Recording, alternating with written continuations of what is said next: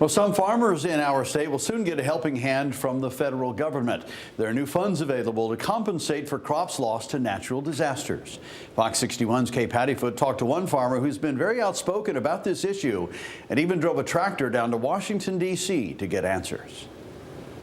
It's been a difficult few years for Connecticut farmers. Extreme weather has fueled crop losses, but now there are new funds to get them some relief. I thought we were only going to get about 25, 30, 35 million was probably the most we were going to get.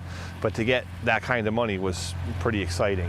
Connecticut received $53 million through the American Relief Act to eligible states for weather-related losses in 2023 and 2024. Some of the money that I lost last year was my own money, but in order to be able to start this year, I had to borrow some money. So it's going to help pay off that money that I had to borrow to start and hopefully give me back the money that I had starting year 24. William Delacamera was one of the many farmers last year whose crops were damaged by hail. Last year, I lost 12 acres of tomatoes in 13 minutes to hail.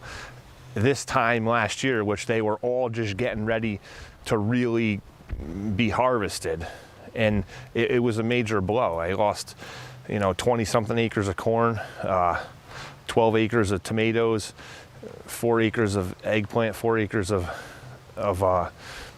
green bell peppers. It's a lot. A little over a year ago today, he demanded answers about compensation from Senator Blumenthal. To pull up your bootstraps and find me $150,000. And today he's got them. He's been farming his whole life and says weather-related losses hurt farms. All the farms in the state of Connecticut that were hurt, whether it was 23 in the floods, whether it was 24 with me with the hail, 24 had some other floods, wet weather, we might have had freezing and all this stuff that, might just be a minute disaster, but in the overall picture, some of the producers really need this help, and I'm excited that the money's here, and I just hope that the state could work on getting it out as fast as they can.